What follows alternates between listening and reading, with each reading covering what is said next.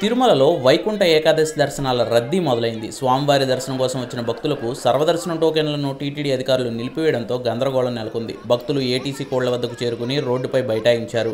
31 కంపార్ట్మెంట్లలో భక్తులు నిండిపోవడంతో టోకెన్లు లేని భక్తులను క్యూ లైన్లోకి టీటీడీ అధికారులు అనుమతించడం లేదు. ఈ సందర్భంగా భక్తులు రోడ్డుపై బైఠాయించి విజిలెన్స్ అధికారులతో వాదనకు దిగారు. తిరుపతిలో వైకుంఠ ఏకాదశికి సంబంధించిన టికెట్లు దొరకలేదని, ఇప్పుడు తిరుమలలో కనీసం సర్వదర్శనానికి కూడా అనుమతించడం లేదంటూ భక్తులు ఆగ్రహం వ్యక్తం చేస్తున్నారు.